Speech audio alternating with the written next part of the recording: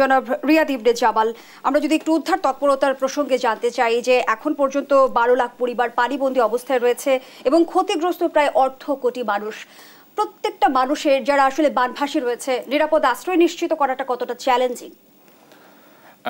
ধন্যবাদ প্রথমে আপনাকে জানাচ্ছি এবং শুরুতেই আসলে চলমান বন্যা এবং এই দুর্যোগে নিহত যেসব ব্যক্তিবর্গ তাদের আত্মার মাগফিরাত কামনা করছি এবং একই সাথে বন্যায় ক্ষতিগ্রস্ত যে বিস্তীর্ণ জনপদ এবং এই দুস্থ যে মানুষ তাদের এই টোটাল যেই দুরবস্থা এবং যেই দুস্থতা আছে সেটার প্রতি আসলে আমরা গভীর সমবেদনা জানাচ্ছি।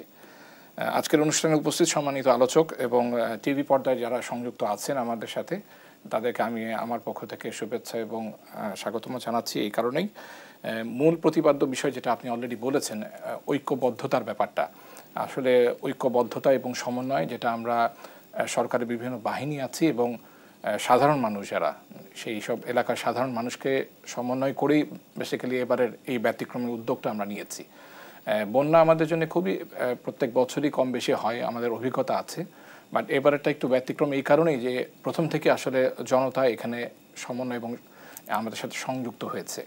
আমি এখানে একটা বিশেষ বিষয় উল্লেখ করতে চাচ্ছি যে চলমান বন্যা পরিস্থিতিতে মাননীয় প্রধান উপদেষ্টার নির্দেশ অনুযায়ী আমরা যখন ইমিডিয়েট রেসপন্স ফেজের আওতায় বেসিক্যালি সশস্ত্র বাহিনী বিভাগ, ইংরেজিতে যেটাকে আর্ম ফোর্সেস ডিভিশন বা সংক্ষেপে এএফডি বলি, আমরা তাদের পরিচালনায় কিন্তু আমরা বিভিন্ন বাহিনীগুলো পরিচালিত হয়েছি।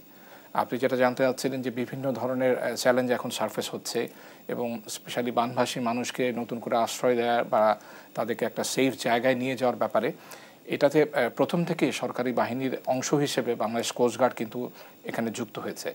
আমি একই সাথে এটা বলতে চাই যে আমাদের কার্যক্রম কিন্তু বেসিক্যালি শুরু হয়েছিল 19 আগস্ট থেকে, যদিও আমরা হয়তো বা জেনেছি সরকারিভাবে অথবা পত্রিকায় জেনেছি কিছুটা পরে, বা বাংলাদেশ কোস্টগার্ড কিন্তু, আমি যদি এক্স্যাক্টলি ফেনীর কথা বলি, বন্যার পূর্বাভাস পর্যবেক্ষণ এবং করে এবং সেখানে আমাদের অতীত যে অভিজ্ঞতা সেটাকে আমরা কাজে লাগিয়ে 19 আগস্ট থেকে আমরা বাংলাদেশ নৌবাহিনীর সাথে সমন্বয় করে সেই এলাকায় নিয়োজিত ছিলাম এবং আমরা আমাদের ইনিশিয়াল টিম পাঠিয়েছি সেখানে বোটে করে। আমাদের যে উদ্ধার তৎপরতা কার্যক্রমের সাথে যেসব সদস্য আছেন তারা 19 আগস্ট থেকে সেখানে ডিপ্লয় হয়েছেন। একই সাথে যদি আমি হবিগঞ্জ এবং মৌলভী বাজারের কথা বলি, সেখানেও আমাদের কোস্টগার্ডের একটা বড় অংশগ্রহণ আছে। আমরা সেখানে ঢাকা থেকে সমন্বয় করে আসলে টিম পাঠিয়েছি।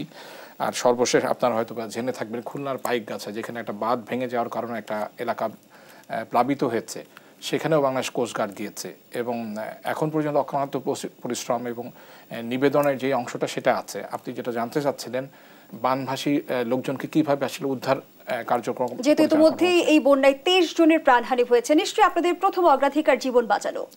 জি, আমি যদি এটাকে একটু ফেজ ওয়াইজ বলি, আমাদের উদ্ধার কার্যক্রমটা মূল এবং একই সাথে আমরা চিকিৎসার যে ব্যবস্থাটা দেয়া এবং ত্রাণ কার্যক্রম পরিচালনা করা, কারণ আমাদেরকে আসলে খাবার দিয়ে তো মানুষকে শুধুমাত্র উদ্ধার না, তাদেরকে পরবর্তীতে সার্ভাইভাল যেই প্রশ্নটা আছে সেটাকেও লুক আফটার এবং ইনশিওর করতে হচ্ছে। তারপরে যেখানে আসলে হয়তোবা উদ্ধার করার প্রয়োজন হচ্ছে না, তারা ওই জায়গাতেই আছে, বাট খাবারটা পৌঁছাতে হচ্ছে।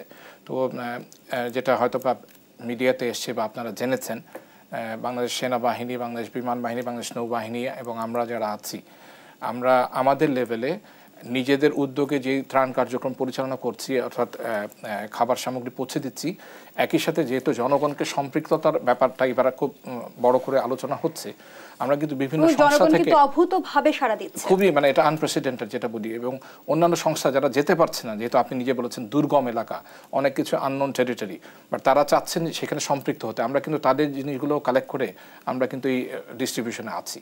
তো দিস ইজ হাউ অ্যাকচুয়ালি আমরা we are coordinating every staff এবং এএফডি যথাযথ নির্দেশনা দিচ্ছে এবং 3 বাহিনীর সাথে সমন্বয় করে আমরাও ওখানে ডিপ্লয়মেন্ট হচ্ছে বাংলাদেশ কোস্টগার্ড। আমরা যদি খুব সুস্পষ্টভাবে জানতে চাই যে আশ্রয় কেন্দ্রে আসলে বন্যা দুর্গতদের জন্য কি কি সুবিধা আপনারা রাখছেন? আচ্ছা, আমি শিওর এটা অলরেডি মিডিয়াতেও এসছে, বাট এবং সচেতন বাংলাদেশের যারা আছেন তারা সবাই কম বেশি জানেন। আমরা চিকিৎসা সহায়তা দিচ্ছি। এটা একটা যে কোনো দুর্যোগের, চলমান দুর্যোগে অথবা দুর্যোগের প্রথম ফেজটা চলে গেলে এটা খুব গুরুত্বপূর্ণ একটা ব্যাপার হয়। যারা উদ্ধারকৃত ব্যক্তিবর্গের স্বাস্থ্যগত যেই সমস্যাগুলো হয় সেগুলো দেখভালের ব্যাপার থাকে, একটা মানসিক ট্রমা কাজ করে। সেই ট্রমা থেকে যখন আমাদেরকে দেখে ইউনিফর্ম, ম্যান ইন ইউনিফর্ম, তারা একটা কনফিডেন্স পায় এবং একই সাথে এই কনফিডেন্স বিল্ডিং মেজারের পাশাপাশি তাদের ওয়েলফেয়ারটা দেখাটাও আসলে আমাদের একটা অন্যতম দায়িত্ব হয়ে যায়। তো সেই ক্ষেত্রে যেটা আছে, স্বাস্থ্যগত চিকিৎসা আমরা নিশ্চিত করছি এবং মানসিক সেবা যেটা বলি, কারণ আমাদের যেহেতু অনগ্রাউন্ডে ফোর্স ডিপ্লয়মেন্ট অলরেডি করা আছে, আমাদের সাথে কথা বা আমাদের কারণে আমাদের মানবিক যেই ব্যাপারগুলো তারা দেখতে পাচ্ছেন, অনেক কনফিডেন্স বিশ্বাস তাদের মধ্যে কাজ করে। তো সেই ক্ষেত্রে মানসিক স্বাস্থ্যসেবাটাও আমাদের জন্য দেওয়া খুব সোজা হয়। তারপরে যেটা আপনাকে প্রথমেই একটু বলে নিলাম যে খাবার পৌঁছে দেওয়ার ব্যাপারটা, একেবারে রিমোট জায়গাতেও এরকম অনেক সময় একটা ক্রিটিক্যাল সিচুয়েশন হয়ে যায়। তো সেখানে আমাদের হস্তান্তরকৃত খাবারের সামগ্রী হয়তো বা তাদেরকে জীবন বাঁচাতে আমি তো বলবো প্রবলভাবে সহায়তা করে। তো এইভাবে আসলে আমরা কাজগুলো করছি এই অনগোয়িং ফেজে। আমরা সাম্প্রতিক সময় দেখলাম যে ব্যক্তি উদ্যোগে এবং বিভিন্ন সংগঠন কিন্তু ত্রাণ নিয়ে সেই বন্যা কবলিত এলাকাগুলোতে যাওয়ার চেষ্টা করছে, কিন্তু অনেকেই মাঝ পথ থেকে আবার ফিরে আসছে। আপনাদের সাথে সমন্বয় করা কি সম্ভব হচ্ছে?